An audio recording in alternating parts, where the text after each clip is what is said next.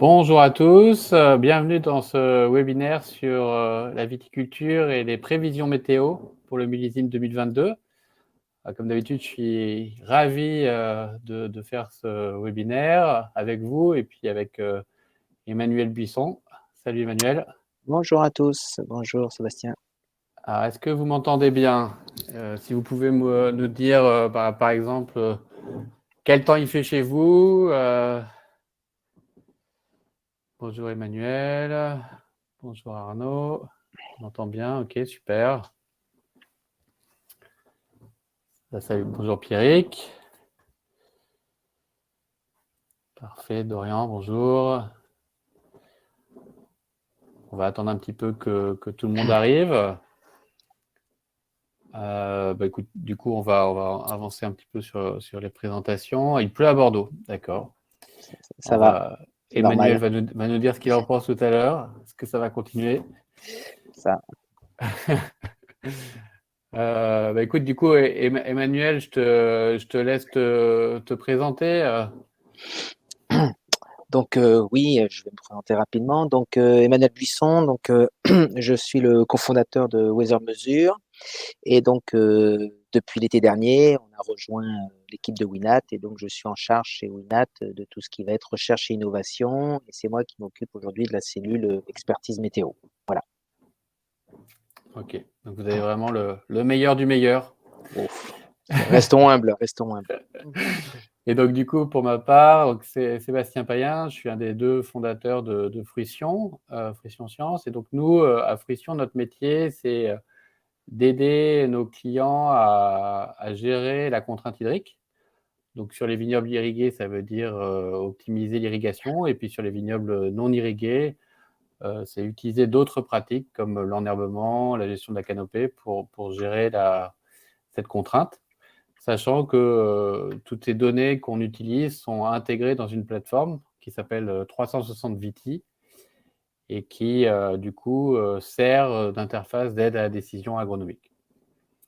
Et après, nous, on est partenaire de Weather Measures depuis très longtemps. Hein. On distribue les prévisions et les données de Weather Measures. Et puis maintenant, depuis un an, on est ravis de faire ces webinaires réguliers. Du coup, on en a fait un il y a 2-3 semaines sur le gel et maintenant celui-là sur la prévision météo. Voilà, donc on est vraiment très content d'être avec vous. Et donc, j'espère que ça sera très intéressant, sachant que on a construit ce webinaire comme un échange. Hein, donc, je voulais insister sur le fait qu'il ne faut pas hésiter à nous poser des questions pendant les échanges. Vous avez accès, avec la partie chat, là, vous avez accès à nous. Donc, n'hésitez pas à poser des questions. Je ferai attention à ces questions et j'interromprai Emmanuel pour vraiment créer un échange, une discussion. Voilà, donc surtout n'hésitez pas. J'en profite également pour vous dire que ce webinaire n'est pas organisé juste par nous deux. Derrière, il y a une équipe chez Fruition Science qui nous aide, et notamment Leïla, que vous voyez, qui va modérer avec nous le chat et qui nous a aidé à mettre sur pied ce webinaire et toutes ces communications qu'on a fait autour de ça. Leïla, si tu veux bien venir sur scène peut-être pour dire bonjour. Voilà, Leïla. Voilà, mon micro marche. Merci voilà. Sébastien et merci Emmanuel. Oui, c'est un plaisir toujours et je vous souhaite bien sûr une très bonne conférence et posez beaucoup de questions. Chaque fois, je reçois un bonus si vous posez des questions. Effectivement. Merci, Leïla. Ok, bon, écoutez, on va avancer. Donc, évidemment, c'est difficile de commencer un webinaire aujourd'hui sans évoquer le gel. Donc, on voulait exprimer avec cette diapo tout notre soutien pour vous tous, ceux qui ont gelé. On sait que c'est très difficile. Hein. On avait fait ce webinaire il y a 2-3 semaines avec Emmanuel et la situation à venir paraissait compliquée et les résultats ont montré que la situation avait été très compliquée, a été très compliquée et encore ce week-end dans la partie nord-est. Et donc, c'est vrai que je vous mets le lien, là, j'ai copié le lien, donc je vais vous le mettre dans le chat. vous pouvez aller sur le site de l'INAS et vous verrez que évidemment le sujet reste d'actualité, et je pense que la chose qui change aujourd'hui, c'est comme le disait Manuel il y a 3 semaines, hein, c'est que avec des températures hivernales qui sont plus douces en janvier, février ou mars, on a des débourrements qui vont arriver de plus en plus tôt. Par contre, on aura toujours ces épisodes de froid sur quelques jours avec une masse d'air qui vient de Finlande ou en tout cas du nord, et donc des problématiques de gel. Et donc, même si on est dans un environnement de dérèglement climatique avec plutôt une direction vers le réchauffement, ça ne veut pas dire qu'on est à l'abri de ces épisodes de gel dévastateurs qui vont nous arriver dessus fin mars ou début avril, comme on a eu cette année et l'année dernière. Voilà, donc on exprime tout notre soutien, en tout cas pour vous tous, et on croise les doigts pour que la fin de ce printemps, enfin en tout cas jusqu'aux saintes glaces, soit le plus clément possible et n'empire pas la situation. Voilà. Donc ça, c'était important de revenir là-dessus. Et donc maintenant, pour ce qui est du programme, donc on a essayé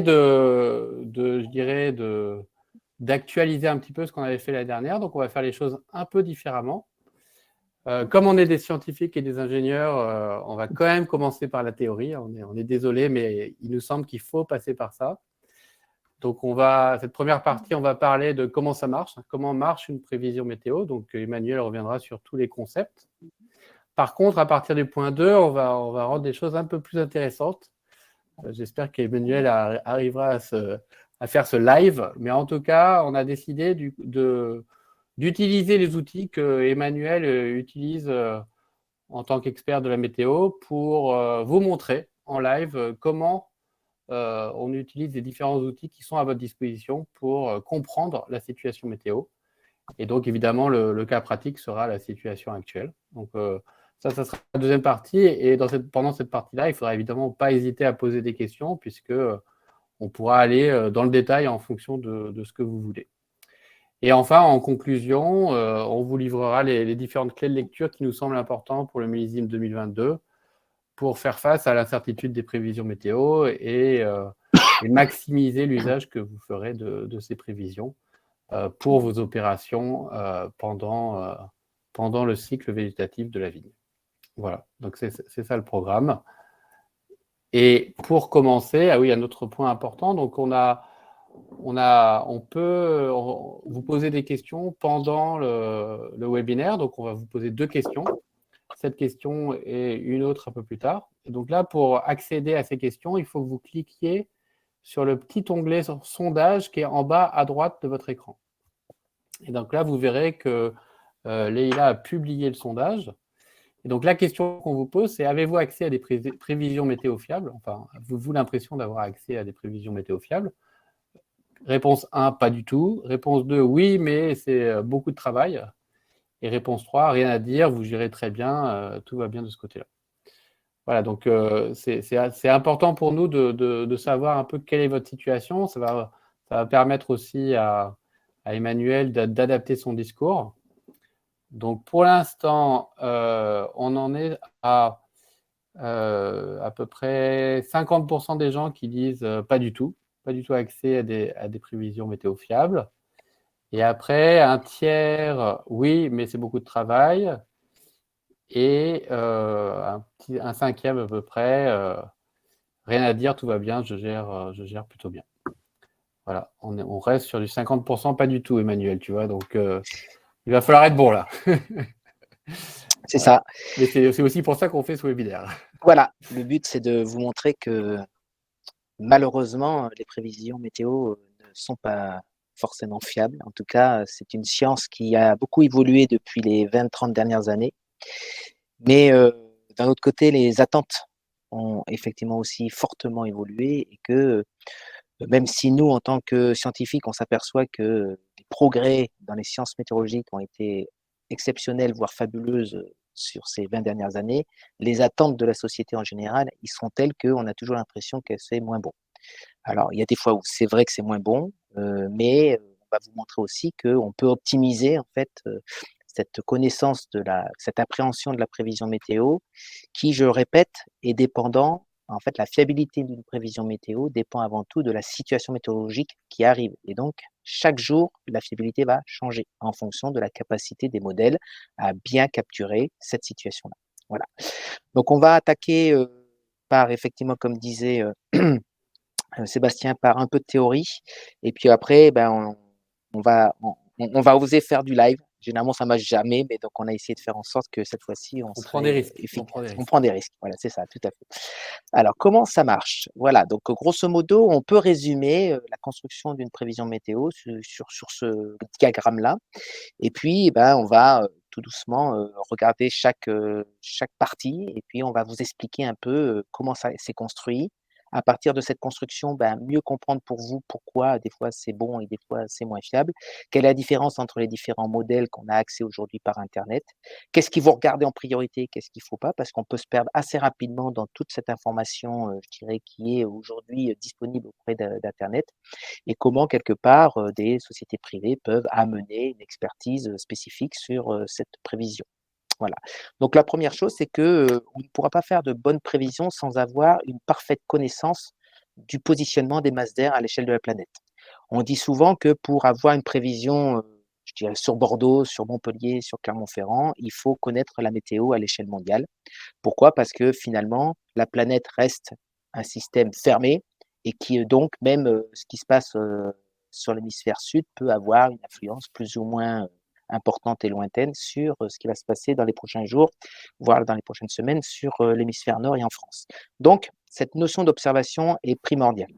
Alors, historiquement, en fait, la météo est une discipline qui a commencé avec un peu avant la Première Guerre mondiale et a été vraiment portée par, alors, dans un premier temps, l'aviation de guerre et puis après par l'aviation commerciale.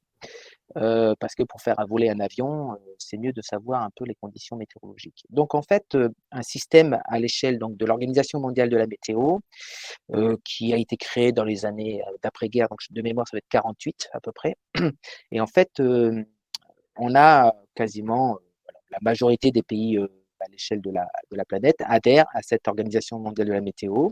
Et donc, il y a eu un protocole qui a été mis en place pour pouvoir collecter de l'information sur le territoire de chacun des pays et pour avoir en fait l'information sur l'état de l'atmosphère depuis le sol jusqu'à, je dirais, l'espace. Hein. L'idée étant effectivement d'avoir la globalité de l'atmosphère, même si ce qui va nous intéresser, c'est ce qu'on appelle la basse couche de l'atmosphère, qui est la troposphère.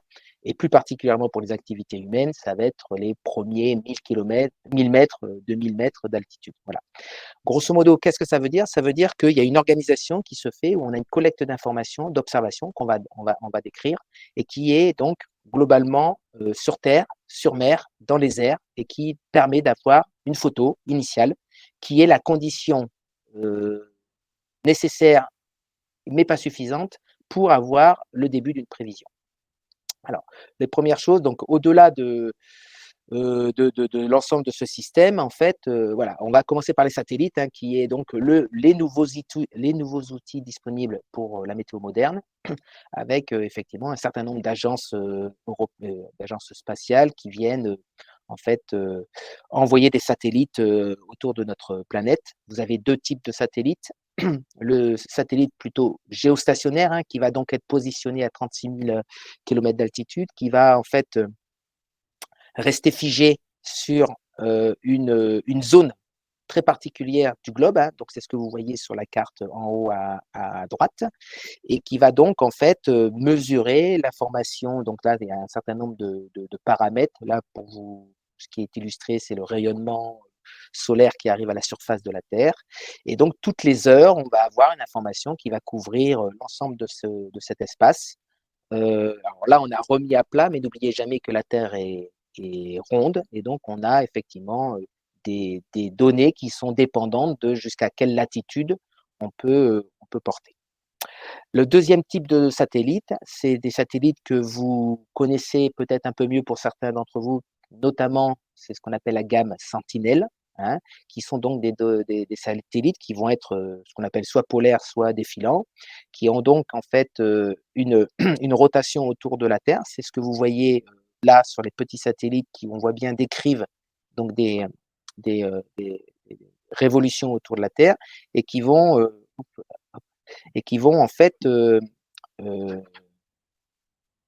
mesurer tous les 2-3 jours généralement un certain nombre de paramètres. Alors, la gamme Sentinelle 1, 2, 3, 4 permet d'avoir beaucoup d'applications au niveau de l'agriculture. Par contre, les météorologues aiment un peu moins ces satellites parce on n'a pas une information temporelle en dessous de l'heure, voilà, autour de l'heure, parce que c'est ce qu'on aime bien en météo. Et puis surtout, on défile autour de la planète et donc on n'a pas toujours exactement la même zone. Mais par contre, ce sont des informations qui peuvent être intéressantes et qui sont aujourd'hui utilisées dans des applications après la météo. Voilà. Donc ça, c'est la notion un peu de satellite, hein. Vous savez que les satellites remplacent de plus en plus un certain nombre d'informations. Donc un satellite, c'est quoi? C'est soit ça regarde un paramètre intégré sur l'ensemble de la colonne atmosphérique, donc en gros de 0 à 100 km, soit alors c'est une réponse de la surface de la Terre ou de l'interaction entre le Soleil et la Terre. Et typiquement, c'est ce que vous pouvez avoir avec la hauteur des vagues, ce que vous pouvez avoir aussi sur la topographie, sur le NDVI pour Sentinelle, etc. Voilà. Donc ça, c'est une première gamme qui permet d'avoir une information beaucoup plus homogène à l'échelle de la planète, ce qui n'était pas le cas avant quand on n'avait pas les satellites. Deuxième information qui est primordiale, hein, je vous disais en préambule que la météo a été construite principalement pour l'aviation, hein, et notamment maintenant l'aviation, je dirais, commerciale. Donc là, je vous ai montré un petit schéma où à gauche, vous avez grosso modo l'ensemble du trafic aérien commercial, je dirais avant Covid, hein, janvier 2020. Et puis, vous regardez l'effet Covid, hein, mai 2020. Alors, on a eu, grosso modo, en l'espace de 5 jours, hein, une diminution de plus de 3/4 de l'information avion. Et en fait, on a découvert plein de choses en termes de prévision météo pendant cette crise sanitaire, malheureusement. Il faut savoir que donc, aujourd'hui, nous n'avons pas retrouvé le niveau de janvier 2020.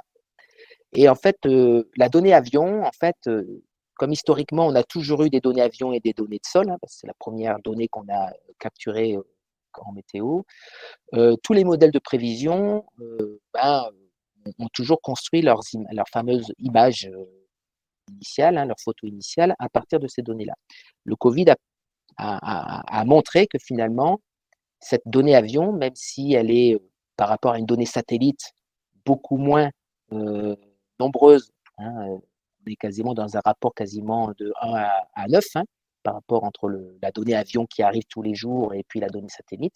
On s'aperçoit par contre qu'elle est très importante pour la connaissance de la position des masses d'air, hein. On comprend bien que quand vous avez un millier d'avions qui passent entre l'Europe et l'Amérique du Nord, ça va permettre de très bien positionner les dépressions océaniques, les anticyclones qui vont se positionner effectivement sur l'Atlantique Nord, hein, qui est donc un des principaux moteurs pour connaître la météo à l'échelle de l'Europe de l'Ouest et de la France.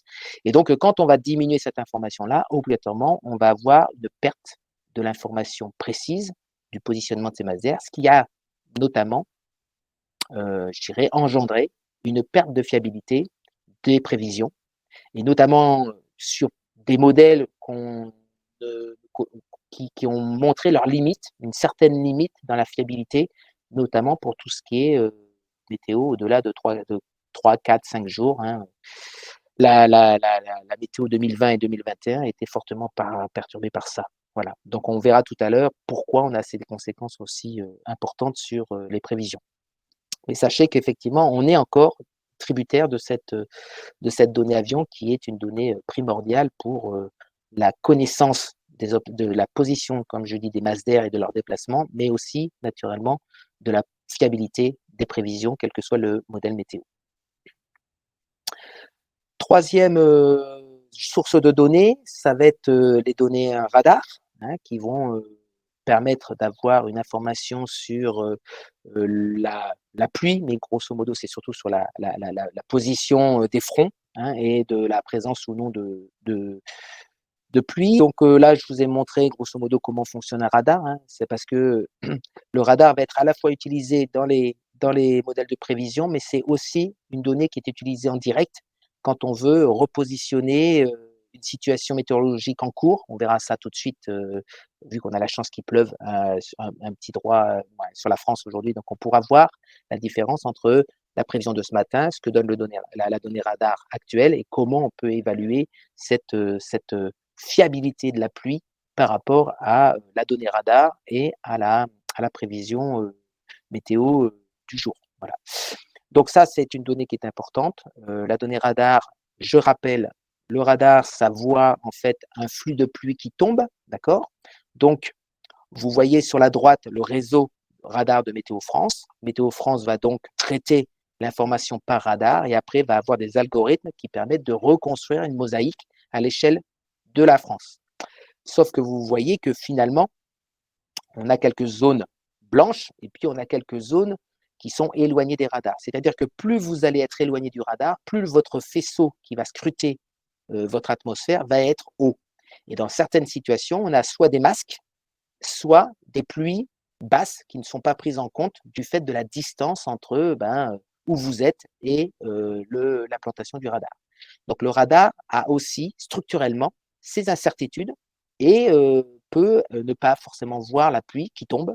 Et c'est là où on a un réseau de pluviomètres au sol qui permet en fait de confronter un peu ces informations par rapport à la pluie qui tombe et la pluie qui est effectivement vue au sol. On parlait donc des réseaux d'observation, hein, donc c'est la quatrième source de données principale. Donc là, je vous montre les données d'observation. On voit que historiquement, donc, on a eu une implantation des données au sol sur la plupart des pays, hein, même si on a quelques zones qui sont plus ou moins bien représentées.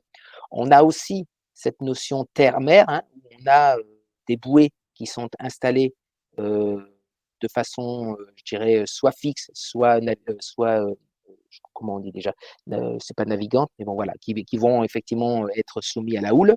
Et puis on a aussi des informations qu'on appelle ship, hein, donc sur les bateaux, qui correspond un peu à ce qu'on a sur la partie aviation et qui vont effectivement dans des lignes commerciales vont permettre d'avoir l'information sur pas mal de liaisons maritimes qui sont effectivement aussi intéressantes pour avoir, pareil, des informations là sur la mer par rapport à des situations météorologiques et d'avoir toujours plus d'informations, plus localisées et bien, je dirais,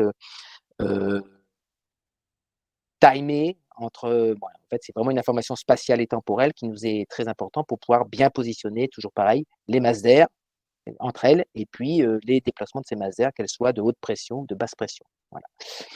Donc voilà, grosso modo, hein, tout ça permet d'avoir une information la plus précise possible, hein, la plus exhaustive possible par rapport à ça. Alors, il y a d'autres mesures, hein, je n'ai pas parlé de radiosondage, donc il faut savoir que vous avez des ballons qui sont envoyés à l'échelle mondiale, hein. Ça coûte très cher, donc on n'a pas beaucoup de ballons, hein. Donc ce sont des ballons qui sont envoyés, alors on verra tout à l'heure, le matin et le soir, hein, que 2 fois par jour, toujours pareil.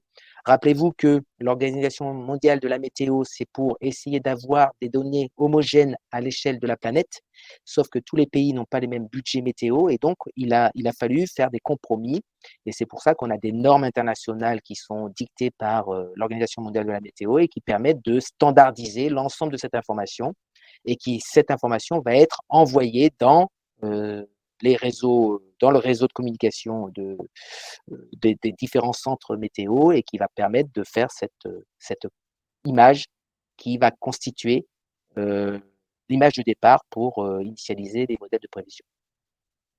Alors maintenant, on a beaucoup parlé d'observation, on va quand même s'intéresser aux modèles, hein. Donc je ne vais pas vous faire une théorie sur les modèles météo parce qu'on pourrait en avoir pour quelques heures. Mais globalement, je vais. Voilà. Alors effectivement, un petit sondage. Pardon, vas-y, je te laisse la main. Un petit sondage, Emmanuel, je t'interromps 2 secondes. Donc, je vais vous demander de nouveau d'aller sur le petit outil là, de sondage en bas à droite. Leïla vient de publier le sondage et donc la question c'est quel outil utilisez-vous le plus souvent pour consulter les prévisions météo?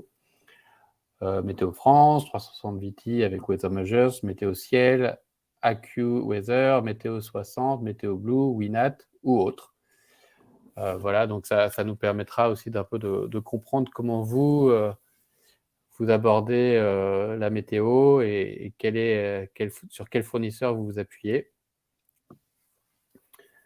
Alors là, on est parti sur une majorité de 40% à peu près sur Météo Ciel.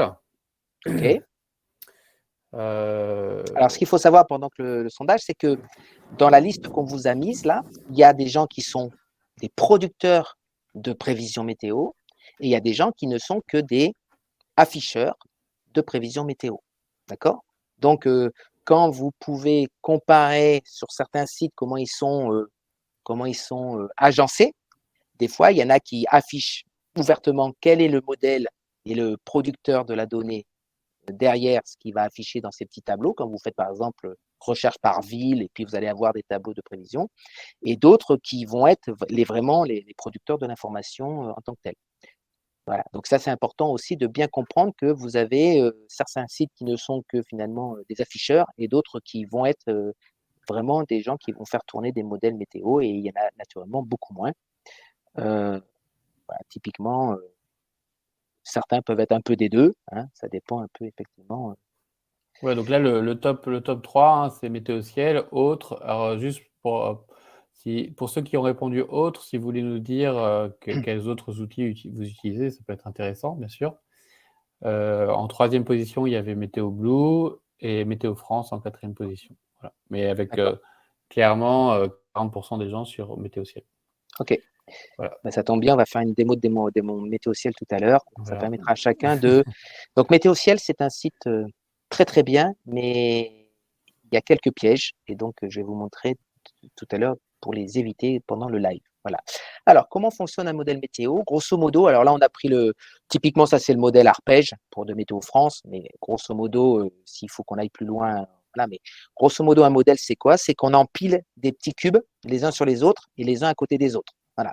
Donc, ça permet de faire, de mailler, ce qu'on appelle de mailler l'ensemble de la planète, horizontalement et verticalement. Donc, il faut savoir que vous avez différents types de modèles. Vous avez ce qu'on appelle des modèles à maille fine et des modèles à maille à grande maille. Voilà.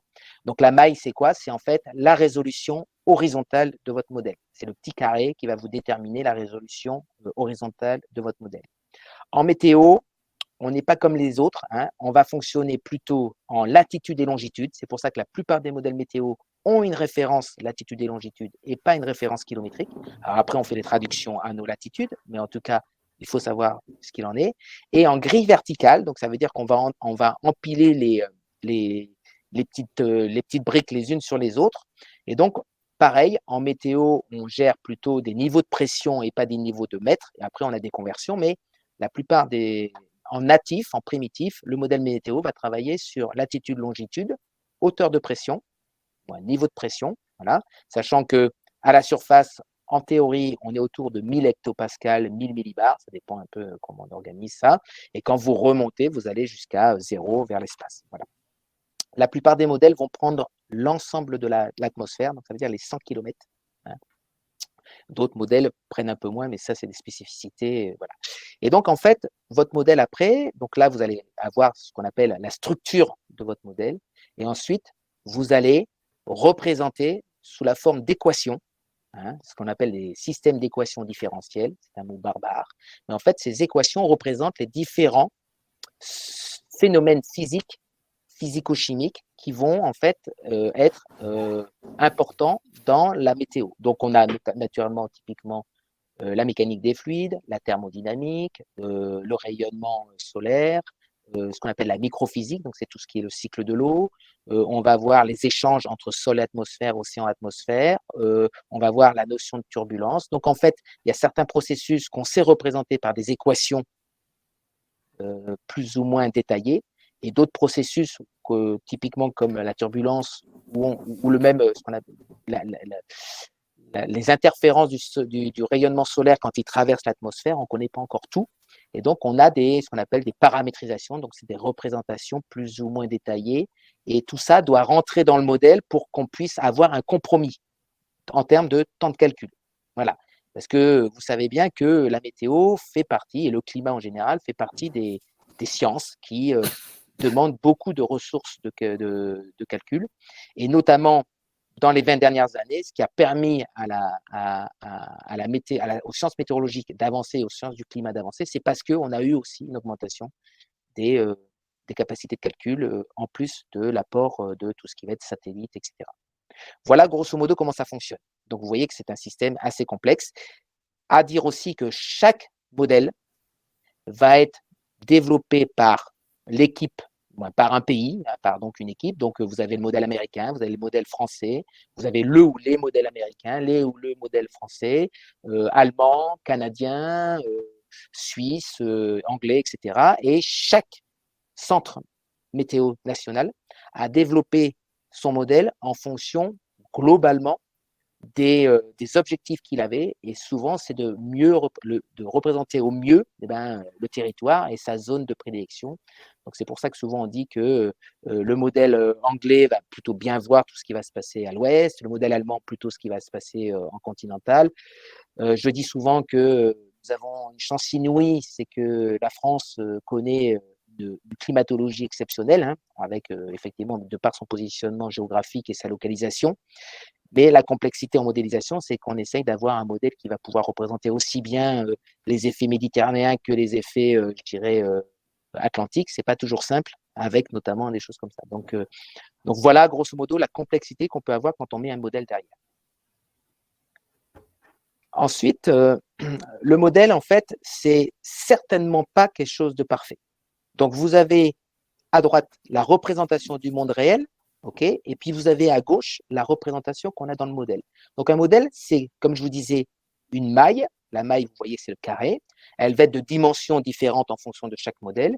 Et en fait, vous allez à chaque fois avoir des escaliers en fonction de la topographie. Donc, par exemple, le Mont Blanc ne va pas avoir la même hauteur si vous êtes dans un modèle qui va avoir une maille horizontale de 20 km par 20 km, ou si vous allez être dans un modèle à maille fine qui va être autour de 1 km par 1 km, 2 km par 2 km, ça dépend, chaque modèle va avoir sa spécificité. Donc vous comprenez bien que l'effet de la topographie et de la barrière des Alpes en fonction du modèle que vous allez utiliser va pas du tout être le même par rapport effectivement à cette fameuse maille primitive qui est importante pour avoir effectivement des conditions soit synoptiques, c'est-à-dire d'avoir l'information météo à l'échelle de l'Europe de l'Ouest, et des conditions plutôt méso-météo, donc c'est plutôt des informations autour du kilomètre ou de 10 km. Voilà. Et donc c'est là où on va avoir certains phénomènes qui vont être plus ou moins caractérisés par ces échelles spatiales et temporelles.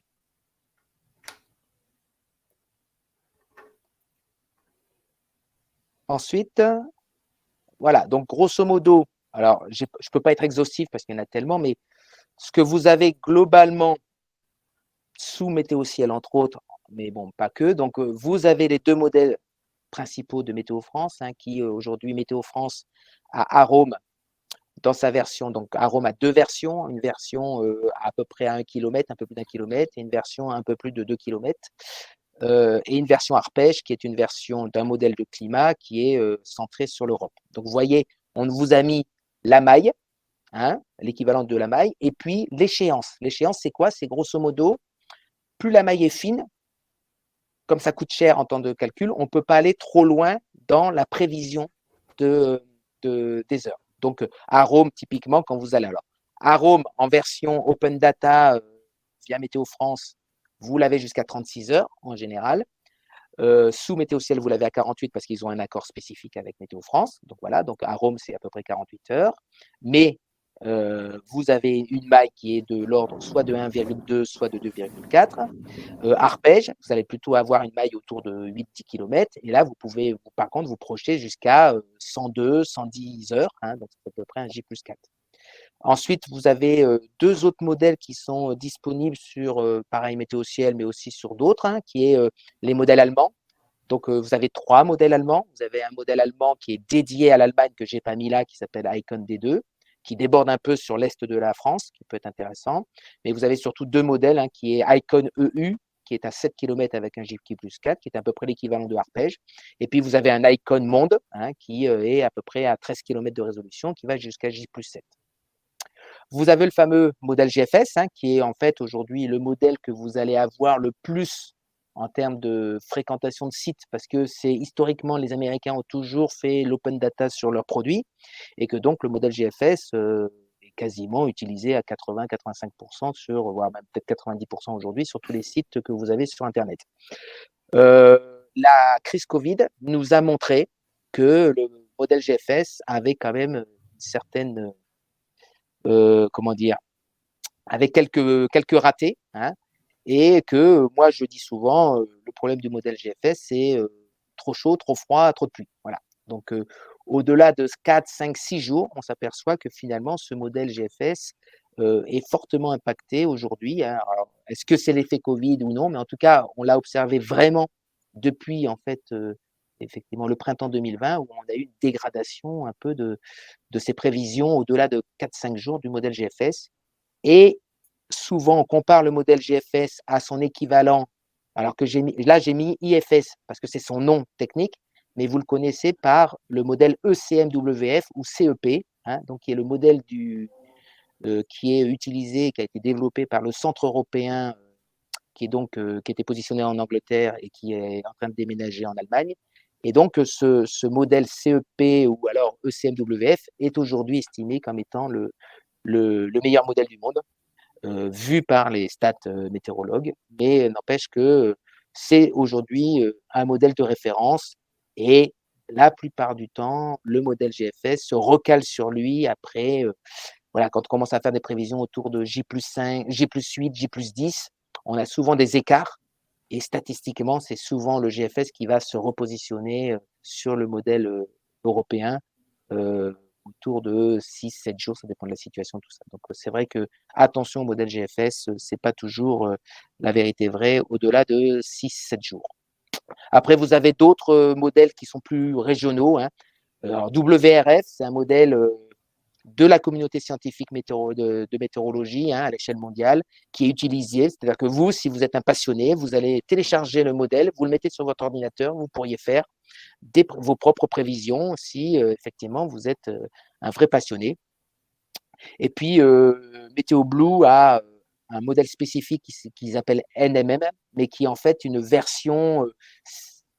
Ils ont pris la base WRF et ils ont en fait un peu fait leur sauce. Donc voilà, souvent WRF et le Météo Blue, même s'ils ont amené leurs compétences, parce que effectivement Météo Blue a vraiment des compétences de modélisation assez intéressantes, mais la base, c'est effectivement une base WRF. Voilà. Donc chez nous, aujourd'hui, on reconstruit un modèle, hein, un scénario. Donc on fait arôme, arpège, GFS. Alors pourquoi je viens de critiquer GFS pendant 10 minutes et que je l'ai encore? Parce que changer dans une chaîne de production un modèle, c'est pas si simple. Donc aujourd'hui, on est encore avec du GFS. Le modèle ECMWF n'est pas, il est accessible sous licence payante, et la licence est assez chère. Donc aujourd'hui, il est difficilement utilisable, en tout cas valorisable au travers de ce qu'on fait nous, par exemple, chez Winat et Weather. Mais effectivement, on est encore sous GFS. L'année prochaine, on basculera certainement vers un modèle Icon qui aujourd'hui est en train de prendre l'ascendant sur le modèle GFS globalement dans la communauté météo. Voilà.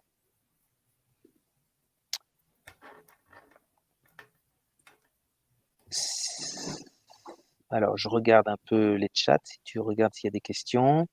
Non, c'est bon.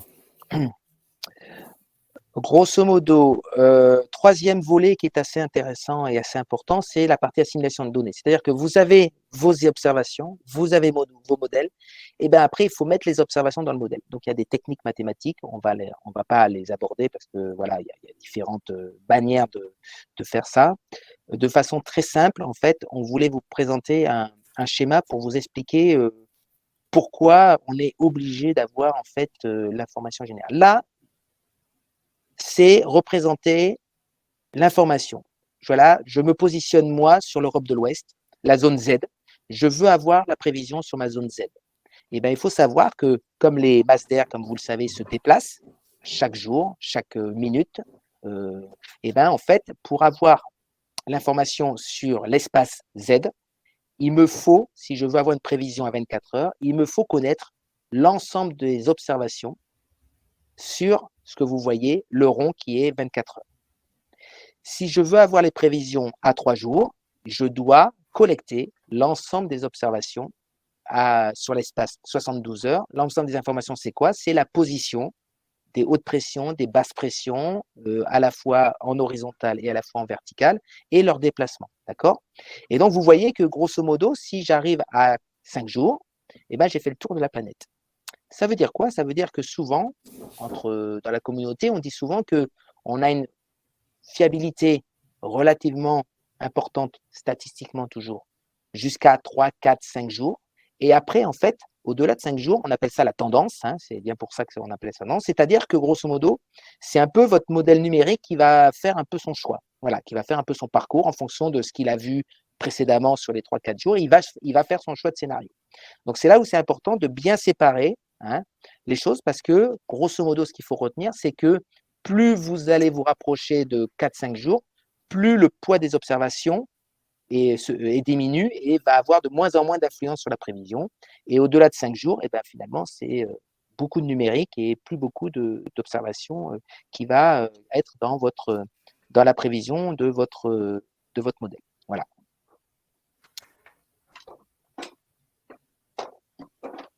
Alors, de façon historique, on a en fait 4 photos par jour et on a donc 4 cycles par jour. Après, il y a d'autres centres, il y a certains centres météo qui font des cycles intermédiaires, et ça, c'est des reconstructions propres à chaque service national météo. Mais globalement, à l'échelle de la planète, on va faire 4 photos initiales. Alors, c'est là où on appelle les cycles 0, 0, 0, 06, 12 et 18. Alors, il faut savoir que le cycle le plus complet, celui qui a la plus belle image, la plus belle observation, c'est le cycle 0. Et juste derrière, c'est le cycle 12. Voilà. Donc, ces deux cycles-là sont des cycles où on a le plus d'informations à disposition. Et donc, on va estimer qu'on a la meilleure photo instantanée du positionnement des masses d'air à l'échelle de la planète. Pourquoi? Parce que on a quasiment la globalité des données satellites, des données radars, on a les fameux radios de sondage, on a tous les avions, on a tous les chips, etc., etc. Bon, voilà, c'est standard, c'est structurel, c'est comme ça, et que comme c'est un système qui date des années 60, vous imaginez qu'on ne peut pas le moderniser aussi simplement que ça. Voilà. Donc, on a quand même beaucoup de choses qui ont été amenées avec les satellites, avec l'amélioration continue de l'ensemble de l'observation de l'atmosphère. Mais il faut savoir que ça reste quand même les deux cycles principaux, et qui donc sont ce qu'on a mis dans la ligne d'en dessous, c'est que je vous ai converti ces cycles avec l'accès que vous pouvez avoir sur Internet. Donc, grosso modo, le cycle 0, vous le voyez arriver sur Météo Ciel. Alors, ça dépend toujours de chaque modèle. Plus le modèle va être à grande maille et sur des échéances plus ou moins longues, plus il va arriver tôt. Et par exemple, un modèle comme Arome va arriver quasiment dans les derniers parce que le temps qu'il aille faire sa météo sur la France, il a besoin de la météo du dessus à l'échelle Europe et tout ça, et donc complètement ça prend plus de temps. Mais grosso modo, vous avez à peu près un décalage de 7 heures de 7 heures parce qu'on jongle entre les heures TU et les heures d'été, mais là je vous ai tout converti en été pour que vous soyez plus calés. À 7 heures, vous avez grosso modo à partir de 7 heures, 7h30 du matin, vous commencez à voir les données qui arrivent. Après, c'est 13h, 13h30, 19h, 19h30, et puis 1h, 1h30. Alors, la plupart du temps, le cycle 18, c'est celui qui est le moins complet et on l'utilise très peu en Europe parce que c'est en pleine nuit et que donc, globalement, personne n'est encore levé pour pouvoir le regarder. Attention quand vous vous levez à 5h du matin parce que c'est celui que vous allez avoir sur Internet. Donc, on va en parler parce que le cycle 6 et le cycle 18, ce sont deux cycles intermédiaires qui, donc, comme vous l'avez compris, ont une image.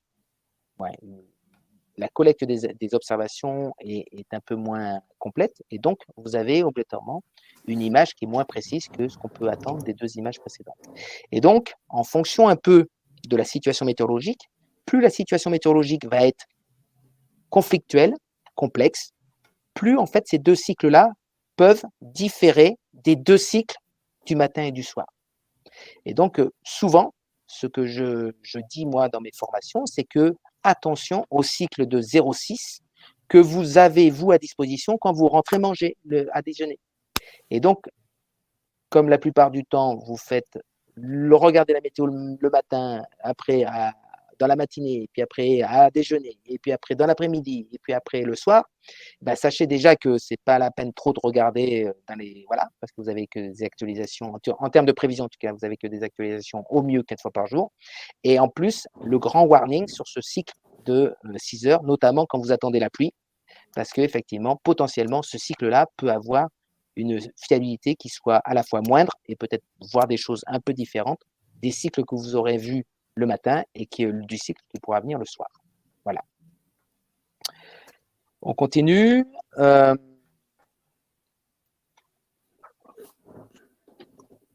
Alors, je vous ai dit que globalement, historiquement, on faisait un seul scénario, d'accord? Et donc, c'est ce que vous avez souvent à disposition sur Internet. Hein. Donc, c'est ce qu'on appelle le run. Alors, le run de contrôle, le run principal, bon, il y a différents termes. Mais sachez que une des améliorations de la météo moderne, c'est d'avoir la capacité aujourd'hui de pouvoir, en fait, faire varier ces fameuses conditions initiales. Conditions initiales, c'est quoi? C'est simplement la photo initiale. Donc, on a des techniques mathématiques qui nous permettent de faire varier cette photo initiale et de modifier un tout petit peu ces conditions initiales et de rentrer ça dans le modèle. Alors, ce n'est pas exactement le même modèle que le run principal parce que ça coûterait trop cher en termes de temps de calcul.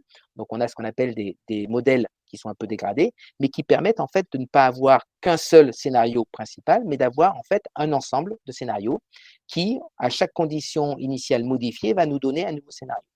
Et donc ça permet, c'est ce qu'on appelle une approche d'ensemble, mais plus communément l'approche spaghetti, qui permet en fait d'avoir des résultats sur une situation donnée par rapport à la fiabilité qu'on peut avoir. C'est-à-dire que grosso modo, plus vos spaghettis, on verra tout à l'heure, plus vos scénarios vont être très proches les uns des autres, plus on va se dire que la situation est très bien vue par le modèle, en tout cas. Et plus les spaghettis, donc plus vos scénarios d'ensemble vont être éloignés du scénario principal, plus ça veut dire que la situation est complexe et que là, on va avoir une très grande incertitude sur la situation à venir et donc une fiabilité qui va être moindre. Voilà comment on peut interpréter ça. On verra tout à l'heure en direct où on trouve les spaghettis sur Météo Ciel. Voilà. Juste à préciser sur cette partie prévision d'ensemble, on a 2 approches de prévision d'ensemble, qui est soit une prévision d'ensemble où on va avoir plusieurs modèles à disposition, c'est ce qu'on a de plus en plus aujourd'hui avec un peu la démocratisation de la prévision météo sur Internet. Donc, on va pouvoir disposer de plusieurs modèles pour une même situation, et donc on va pouvoir les comparer ensemble. Et puis, on a aussi pour chaque modèle ces fameux ensembles. Hein. Alors, chaque modèle a plus ou moins d'ensembles, donc ça peut être entre une quinzaine et une quarantaine. Voilà. Et donc, chaque modèle, on va pouvoir estimer la fiabilité de chaque modèle par rapport à son ensemble. Et après, on va pouvoir regarder chaque modèle par rapport aux autres modèles, comment ils sont capables de capturer la situation à venir. Voilà à quoi sert la prévision d'ensemble. Et c'est probablement aujourd'hui l'avenir en termes d'interprétation qui est d'aller aussi, dans certaines situations plus ou moins complexes, d'aller regarder ce qu'on appelle les prévisions d'ensemble ou les approches spaghetti.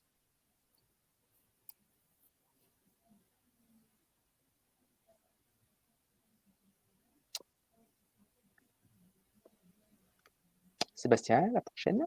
Oui, je t'avais vu. Pardon, je n'avais pas vu. Excuse-moi. Donc là, on va regarder. Je te mets la carte tout de suite. Ouais, voilà. On va aller regarder un peu l'analyse. Alors, en météo, il faut savoir que le principal paramètre en météo, c'est la pression. Hein. Donc, nous, avant toute chose, on ne va pas trop s'intéresser aux températures, à la pluviométrie, à l'humidité. On va d'abord s'intéresser à la pression, et notamment à la pression à la surface. Pourquoi? Parce qu'en fait, ça permet de positionner ces fameux masses d'air. Alors, rapide chose, c'est masse d'air, haute pression, c'est un anticyclone, c'est souvent un H, voilà. Et masse d'air de basse pression, hein, donc c'est une dépression, et donc c'est souvent positionné en L en anglais, et là c'est du T parce que c'est de l'allemand, parce que je suis allé chercher les cartes du service météo allemand DWD. Donc là, en fait, cette carte-là permet de, donc vous voyez, il y a des isobars qui permettent de situer les niveaux de pression à la surface de la mer en équivalent. Et donc, tout ce qui va être autour de 1020, 1030, eh ben, c'est plutôt des hautes pressions anticycloniques. Donc, ça veut dire plutôt, alors, on l'assimile souvent à du beau temps, d'accord? Mais ça peut être soit des températures froides, soit des températures chaudes, et l'humidité est spécifique à chaque masse d'air. Après, vous avez des dépressions, hein, donc des basses pressions, qui, elles, vont plutôt être toujours synonymes d'un front. Voilà, c'est pour ça qu'on va définir ce qu'on appelle des fronts chauds, des fronts froids. Donc, le front froid, c'est ce qui est représenté en bleu avec des petits triangles. Donc, ça veut dire que la masse d'air qui rentre, qui se déplace, est froide par rapport à la masse d'air qui est donc à droite du front. D'accord? Et le front chaud, ben, c'est l'inverse, c'est-à-dire que c'est la masse d'air qui est derrière, à gauche de la ligne rouge, qui va être plus chaude que la masse d'air qui est à droite de la ligne rouge. Voilà, donc les fronts chauds, c'est plutôt rouge et des petits, des demi-cercles. Voilà. Et donc ça permet de positionner un peu l'ensemble des masses d'air. Alors ça, c'est très météo. Voilà. Et quand je présente ça un peu en formation, j'ai les gens qui ne sont pas forcément experts, hein, c'est normal, me disent « Waouh, je n'y comprends rien ».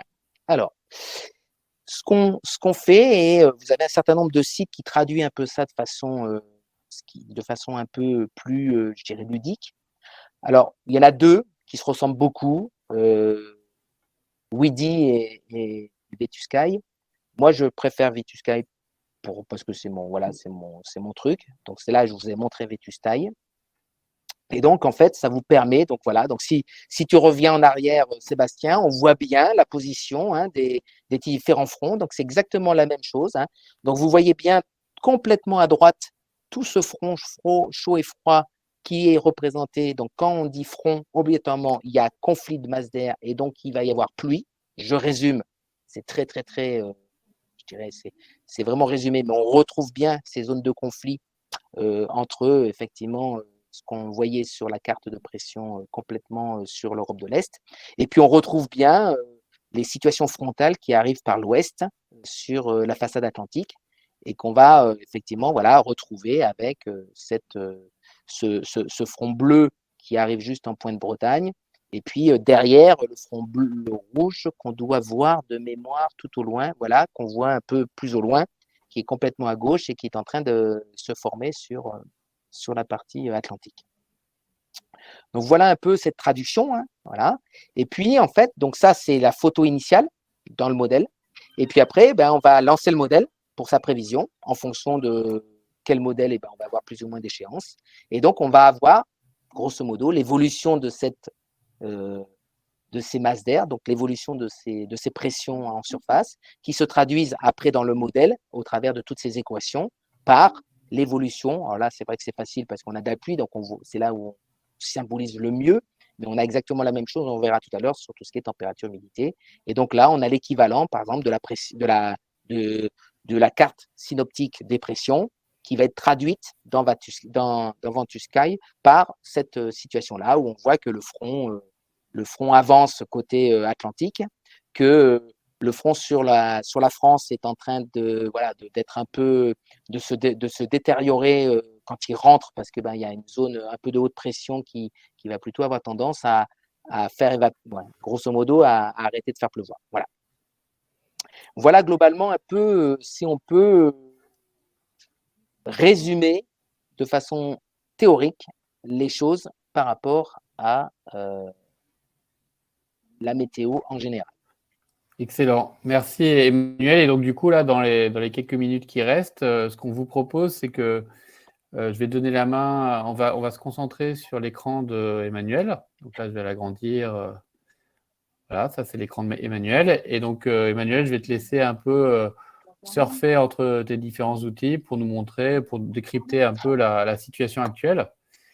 Et donc, voilà, pour ouais. les gens qui sont là, bien sûr, n'hésitez pas à nous dire, à poser des questions. Et puis, si vous voulez qu'Emmanuel se concentre sur une situation ou une autre, ce sera avec plaisir. Donc, on aura toujours, alors on pourrait y passer 2 heures, hein, mais bon, voilà, l'idée, c'est de vous montrer un peu comment on construit ça. Donc là, je vous ai retrouvé la carte que je vais chercher moi sur un site qui s'appelle Wetterzentral. Je sais qu'il y en a un certain nombre d'entre vous qui le connaissent. Voilà, donc dans Top Carton, vous allez dans Boden Carton et vous vous retrouvez là-dessus. Voilà. Donc ça, ça permet d'avoir cette fameuse carte synoptique, hein, de bien comprendre finalement dans quelle situation je suis à l'échelle Europe de l'Ouest, Atlantique, pour bien comprendre ce qui va se passer et qu'est-ce qui va nous arriver sur finalement, où qu'on soit localisé en France, ça nous permet de savoir sur quel régime climatique, d'accord, sur quel régime de masse d'air on va être soumis actuellement et dans les prochains jours. Ensuite, donc, si on va chercher Ventus Sky, c'est la même chose, hein, donc vous voyez Ventus Sky. Donc là, on va avoir les précipitations parce que c'est ce que j'ai mis, mais grosso modo, je mets les températures. Ce qui est assez intéressant dans Ventus Sky, c'est qu'on a une petite animation très ludique, hein, de tout ce qui va être vent en surface. À noter que les dépressions, donc là, on est bien sur une dépression. Alors, attendez, je vais revenir là-dessus. Voilà. Donc, on a donc, pour rappel, les dépressions qui tournent, les vents autour de la dépression qui tournent dans les sens inverses des aiguilles d'une montre. Et quand c'est un anticyclone, ça tourne dans le sens des aiguilles d'une montre. Voilà. Donc là, on voit bien la situation, hein. Et puis, dans Ventus Sky, vous avez la possibilité, voilà, de choisir votre heure, hein, vous voyez. Donc, si, par exemple, je me projette sur jeudi, ben voilà, on voit qu'elle est rentrée, elle est en train de rentrer. Et puis, on va avoir effectivement un certain nombre de fronts qui va se déplacer. Donc ça permet assez facilement de pouvoir se positionner. Vous avez les températures. Et vous avez, alors ça charge, voilà. Et puis vous avez accès à pas tous les modèles, mais à certains modèles. Donc vous voyez que vous avez le modèle Icon, le modèle GFS. Alors ce qui peut être intéressant, c'est de comparer la position. Voilà. Donc là, vous avez le modèle GFS pour la prévision de jeudi à 14 h. Et puis si je vais regarder le modèle Icon, et ben on voit qu'il n'y a pas tout à fait la même chose. Voilà. Donc c'est ça où on voit que chaque modèle va se positionner différemment. Notamment, vous avez vu ce front sur la France qui est vu complètement différemment en termes de localisation et d'impact par rapport à ça. Donc ça permet déjà de bien visualiser les choses, hein. Après, moi, ce que je fais souvent, c'est que je vais utiliser Météo Blue. Pourquoi Météo Blue? Parce que, voilà, dans Météo Blue, ce qui est assez intéressant, c'est que vous avez, donc, alors, souvent, quand vous allez sur Météo Blue, vous allez arriver sur cette fameuse météo 7 jours. Vous voyez où j'ai cliqué en haut. Mais si vous descendez un peu, vous avez prévision. Et puis, moi, je vais chercher multimodèle. Pourquoi? Parce que ça me permet d'avoir une vision globale de cette situation-là, comment elle est vue par tous les modèles qui sont un peu capitalisés là. Alors, moi, c'est mon métier, donc je commence à avoir un certain nombre de réflexes, hein. Donc là, par exemple, la plupart des modèles estiment qu'on va avoir de la pluie demain, grosso modo, dans la nuit, dans la matinée, hein, avec effectivement ces évaluations de température. Et puis après, si je peux aller plus loin, j'ai le détail des modèles derrière. Après, voilà. Donc, et je peux aller choisir un certain nombre de choses. Donc ça permet de figer un peu l'information globale. Voilà. Ce qui va être intéressant à un moment donné quand vous êtes là, c'est que vous avez la notion de prévision. Quand il va pleuvoir, il faut tout de suite, à un moment donné, se repositionner par rapport à la situation actuelle. Alors là, il y a 2 sites qui permettent vraiment d'avoir déjà cette information. Un site Infoclimat qui est très connu par l'ensemble des passionnés. Je ne sais pas s'il est connu par les professionnels, mais Infoclimat est un site qui est assez intéressant. Donc là, je vous ai montré Infoclimat, vous allez sur temps réel, voilà, et vous avez un certain nombre de choses qui est disponible. C'est là où vous permet d'avoir les températures en temps réel sur l'échelle de la. Voilà, c'est très pratique quand vous avez notamment, malheureusement, des périodes de gel. Ça vous permet de savoir un peu quels sont les impacts généraux. Mais globalement, voilà, Infoclimat, c'est un site qui est très intéressant pour la partie mesure pour moi, observation. Sur la partie radar, je trouve que Météo Ciel fait mieux, notamment avec son petit radar zoom là, voilà, qui permet de bien situer les choses. Alors, je veux revenir sur quelque chose de très important parce que j'ai beaucoup de remontées de choses comme ça, c'est que attention aux visualisations au radar. Vous voyez là, c'est la même situation qu'on va regarder dans 15h55. Si je vais sur, si je reload, voilà. Vous voyez que ce n'est pas la même chose. Parce qu'en fait, chaque site va interpréter la donnée radar en fonction soit de millimètres, soit de décibels radar, ne va pas avoir le même code couleur et tout ça. Par exemple, quand vous allez sur Météo Ciel, là, vous voyez beaucoup de bleu et un peu de vert. Alors, il faut savoir que le bleu, c'est du parasite. Voilà, c'est de l'éco-parasite. Et que la plupart du temps, tout ce qui va être bleu et vert clair, ce n'est pas de la pluie. Donc attention à ce genre de choses, c'est que, je ne veux pas dire que c'est de la fausse pluie, ça veut dire que c'est là, vous avez accès à de la donnée brute qui revient des données radars de Météo France. C'est toujours les mêmes réseaux, mais ce n'est pas la même interprétation et le même filtre. Donc attention quand vous allez comparer vos données radars, parce que chaque site va avoir ses filtres différents, et donc on peut imaginer ne pas avoir tout à fait la même donnée, mais alors que c'est qu'une question d'interprétation et de nettoyage de la donnée brute. Voilà. Ça, c'est intéressant parce que ça vous permet de situer l'avancée de, notamment, c'est très, très utile pour la pluie, notamment l'été quand vous avez des notions d'orage. Et du coup, là, Emmanuel, le vert, c'est pas de la pluie du coup. Alors, le vert, à partir, généralement, sous Météo Ciel, il faut commencer à regarder du vert qui commence à être au-dessus de 1,2, 2 là, hein, parce que là, en fait, c'est pas des millimètres, c'est des décibels. D'accord. Je pense. C'est pas facile à dire parce qu'on arrive. Voilà. Alors là, il me met des millimètres par heure, mais bon, derrière, c'est l'équivalent de décibels. Voilà. Donc, mais grosso modo, voilà, tout ce qui va être en dessous en dessous du vert clair, c'est pas de la pluie. Voilà. Bon, en tout cas, c'est du crachin, c'est 3 gouttes qui. Ouais, pour le monde agricole, c'est pas très utile. Voilà. Ça vous fait même pas 0,2 dans votre pluie. La pluie bretonne, dit Leïla. Hop, voilà. Alors, j'étais là. Donc, ensuite, ce qu'on peut faire, c'est la partie modèle. Alors, dans Météo Ciel, la plupart des gens vont aller se mettre là. Ils vont faire ça. Donc, on va mettre Clermont-Ferrand. On va faire, je clique là. Et voilà, donc j'ai ces fameux tableaux. Alors, si vous regardez bien ces fameux tableaux, il faut toujours regarder ça. Réactualiser à 12h06, run GFS 6Z. Donc, c'est le fameux run du déjeuner. D'accord?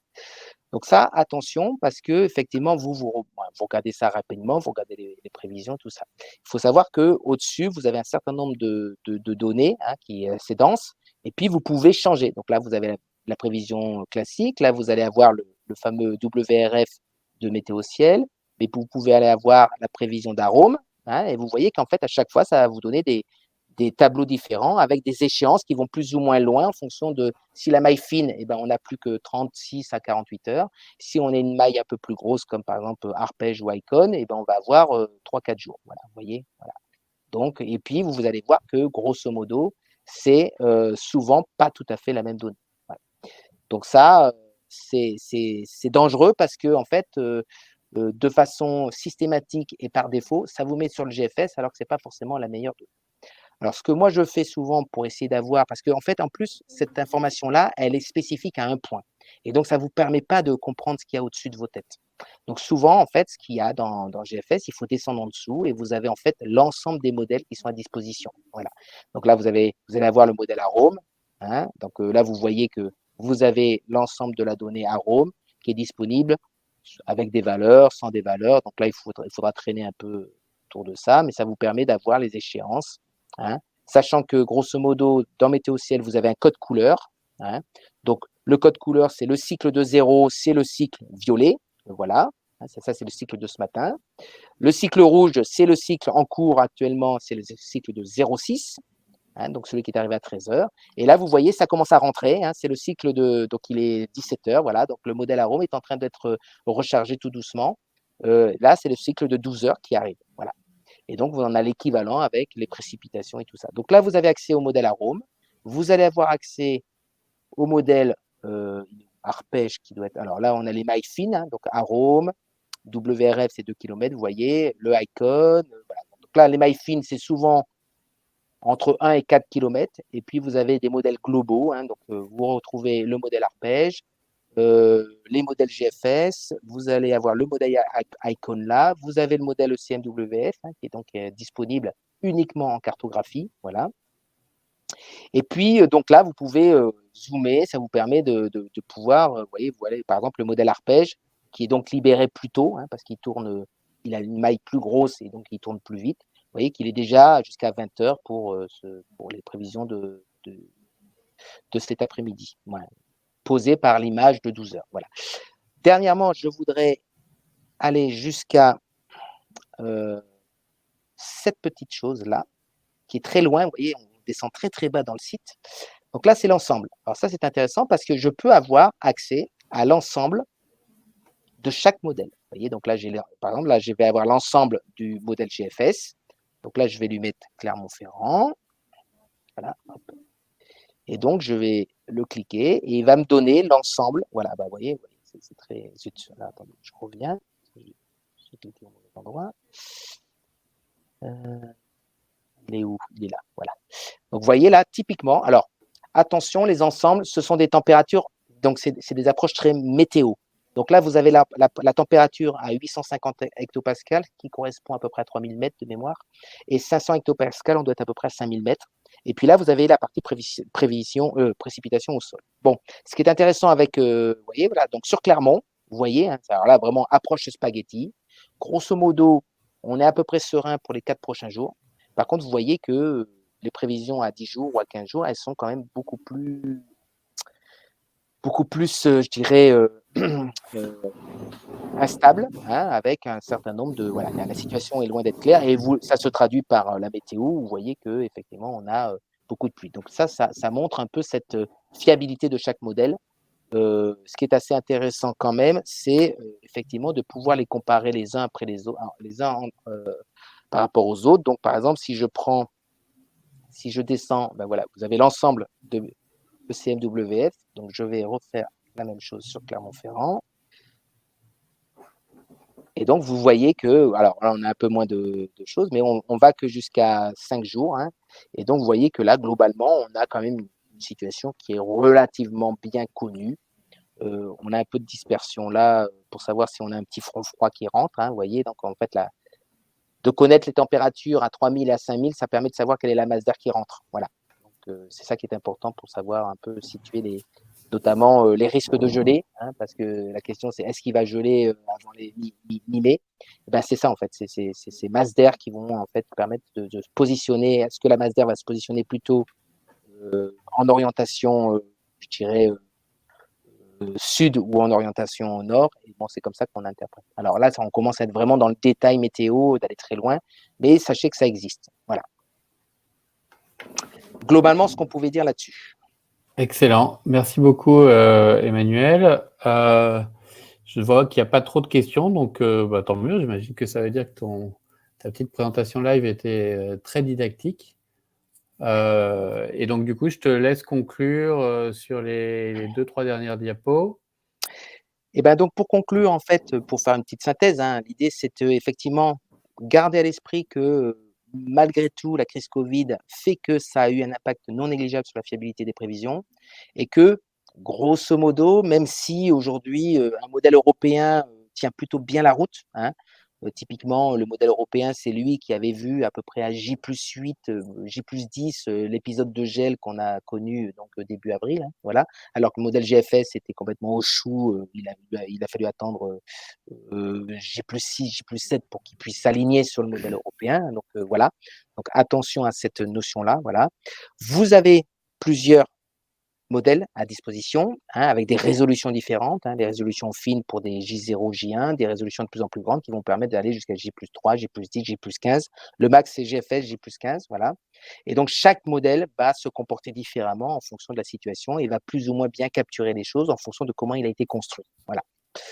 Ensuite, ce qui est important, c'est de noter qu'il y a toujours ces 4 cycles de prévision, même certains, par exemple, les Allemands font des cycles intermédiaires à 3 heures, 9 heures et tout ça, mais c'est repris sur des techniques un peu spécifiques. Mais globalement, ces 4 cycles de prévision par jour qui dépendent donc de ces fameuses photos initiales. Et donc, toujours privilégier le cycle du matin et le cycle du soir et d'être toujours attentif, vigilant, sur le cycle que vous allez voir à midi, parce que dans les situations complexes, on s'aperçoit que statistiquement, c'est un cycle qui dérape, voilà, potentiellement. Voilà. Et donc, quand vous êtes commencé à avoir dans des situations complexes, où vraiment les orages, ou des situations qui sont compliquées, notamment quand vous avez des masses d'air, des pressions qui vont rentrer sur des anticyclones très forts, et là où on attend la pluie, que finalement vous apercevez qu'il n'y a plus de pluie, parce qu'en fait, on a une dégradation, ce qu'on appelle un front occlus, c'est-à-dire qu'en fait, la dépression vient s'écraser sur l'anticyclone et va donc être complètement détérioré, va être annihilé par la force de l'anticyclone. Donc ça, ces situations complexes, c'est là où effectivement ces fameux spaghettis nous permettent de mieux comprendre, à la fois parce que les différents modèles ne vont pas forcément voir la même manière, et puis pour chaque modèle de voir un peu sa fiabilité. Et du coup, Emmanuel, il y a Dorian qui demande si par endroit, est-ce qu'on peut choisir des modèles? Donc, par exemple, sur Bordeaux, est-ce qu'il y a un modèle à privilégier? Alors, il y a pas de choses, établies. Toujours pareil, c'est le problème de la météo. Alors, nous, quand on baigne dans la météo, parce qu'on passe du temps, parce qu'à force, on les regarde, on sait grosso modo, l'idéal, c'est de comprendre que chaque modèle va avoir une situation qui va plus ou moins bien voir. Voilà. Statistiquement aujourd'hui, et j'ai bien dit statistiquement, le modèle Arome reste le meilleur modèle sur la France. J'ai bien dit statistiquement. Ça ne veut pas dire que les statistiques sont à 100%. Il y a certaines, voilà. Je vais vous donner un exemple tout bête. Le modèle Arome, sur le pays varois, l'arrière-pays varois, ne voit pas les périodes de gel. Il va prendre 1 degré, alors que sur un triangle qui fait toutes les morts, on va taper du -4, du -5. Le modèle Arome n'y arrive pas, ça fait 3 ans de suite. Et voilà. Donc, c'est des choses où on sait, nous, à force de regarder, parce que voilà, c'est notre métier, on sait que le comportement de tel ou tel modèle sur telle zone, il va pas être bon. Donc ça, c'est un peu l'expérience et l'apprentissage. En fait, quand on n'est pas expert, l'idée, c'est on dit souvent, on va en choisir un, ou alors on va en choisir 2 ou 3 parce qu'on sait que dans certaines situations. Alors, globalement, il faut s'attendre que le modèle anglais soit très bon parce qu'il a été configuré sur la façade atlantique. Il faut s'attendre que le modèle allemand va être très bon parce qu'il a été configuré sur la partie continentale. La France, elle est plutôt globalement bonne, mais parce qu'elle prend plusieurs en compte. Par exemple, quand vous avez des retours d'Est ou quand vous avez des situations polaires, on va plutôt effectivement regarder le modèle Icon parce qu'on sait que ça va bien capturer ces effets polaires et arriver de nord-nord-est. Quand vous avez des grosses dépressions ou des tempêtes, on va regarder, en plus de Arome et d'Arpège, on va aller regarder ce que voient les Anglais parce que le modèle a été plutôt pensé là-dessus. Voilà. Après, il n'y a pas de règles bien définies, malheureusement, et c'est très compliqué pour chacun d'aller se faire. Voilà. Donc, nous, le conseil qu'on fait, c'est pas trop la peine d'aller à plus de J+7 parce que vous avez bien compris que déjà à 5-6 jours, on a quand même le modèle qui va vraiment prendre la main par rapport aux observations. Et après, l'idée, c'est d'en prendre 1 ou 2. Voilà. Typiquement, sur Bordeaux, l'idée, c'est plutôt d'aller regarder ce qui est océanique. Et que le modèle Icon va plutôt être bon sur la partie nord-est. Voilà. C'est intéressant d'aller voir sur la partie est-nord-est le modèle Icon parce qu'on est plutôt sous un climat continental, alors que du côté bordelais, on va plutôt être sur un climat atlantique. Donc, on va plutôt regarder grosso modo ce qui peut arriver. Et donc, les Anglais ne sont pas trop mal par rapport à ça, même si, pareil, ils n'ont pas la priorité, ou en tout cas, ce n'est pas eux les meilleurs dans ces situations-là. Voilà. Et du coup, tu vas faire du arpège et du ECMWF, quoi. Moi, ECMWF, je l'utilise que pour faire des prévisions à J+7, J+10. Voilà. D'accord. Et après, dès que j'ai arpège, je pose sur arpège parce que pour moi, arpège Icon, EU sont très intéressants. Le GFS, je le regarde, mais je regarde s'il se colle avec les autres. Ça veut dire que s'il ne se colle pas avec les autres, je l'enlève. Mais des fois, j'ai tort, mais voilà, c'est pour moi le modèle GFS, c'est celui dans lequel j'ai le moins de confiance. Voilà. Ok.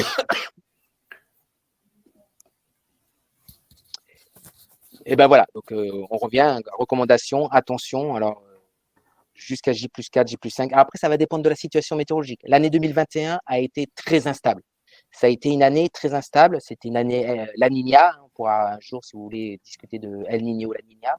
Mais l'année 2021 a été une année très instable, hein, où on avait pour tous les 3-4 jours des changements de flux brutaux.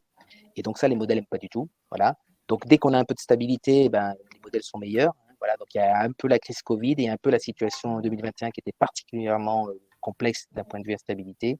En 2022, a priori, on est en fin de El Niña. On est en fin de la Niña. On passerait sur une espèce de neutre El Niño. Donc on devrait avoir un certain nombre de choses, même si les prévisions saisonnières annoncent un été orageux. Voilà. Chaud mais orageux.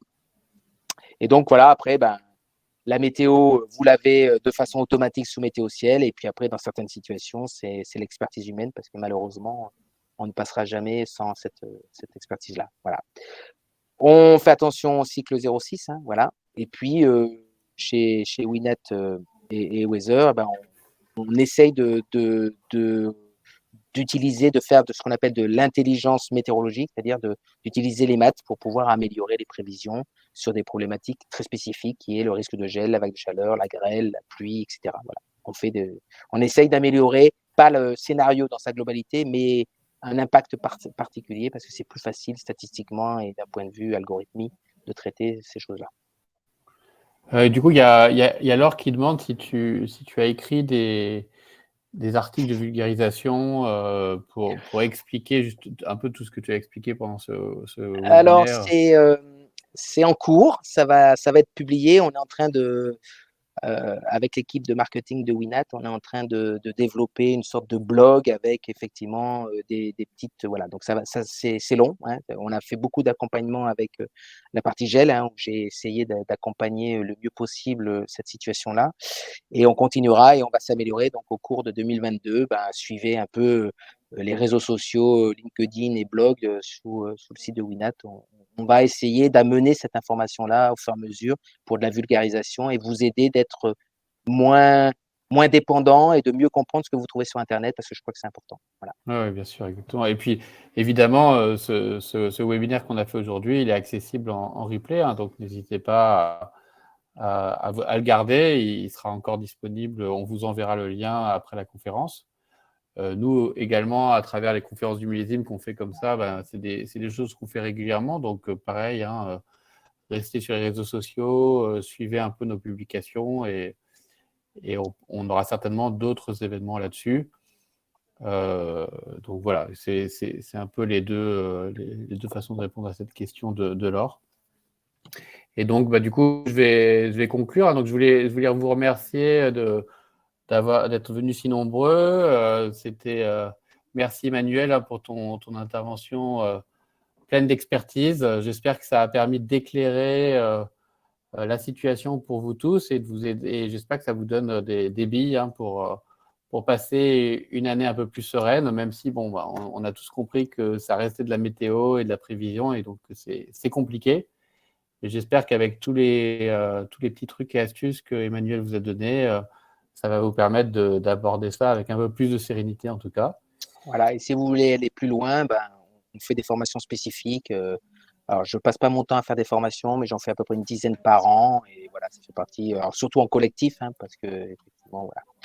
Donc, n'hésitez pas s'il y a besoin d'aller plus loin, parce que là, en moins d'une heure, c'est toujours très rapide. On essaie d'être synthétique. Et on peut faire effectivement des choses plus dans le détail au-delà de ces webinaires. Exactement. Et donc, du coup, là, je sais qu'il y en avait une, Emmanuel, tu en as fait une la semaine dernière. Donc, faut pas hésiter à suivre là aussi les réseaux sociaux. Nous, on essaye aussi de les relayer quand on est courant. Donc, du coup, j'en profite pour vous dire aussi de vous abonner à notre chaîne LinkedIn, Fruition Science et Conférence du millésime, et puis de vous abonner à notre newsletter. Comme ça, vous recevez un petit peu les infos au fur et à mesure. Voilà, je crois qu'on a fait le tour. Je vous remercie à tous. Merci à tous. Je vous souhaite une excellente semaine et puis à très bientôt. Voilà. Merci. Au revoir. Merci, au revoir. Merci Manuel.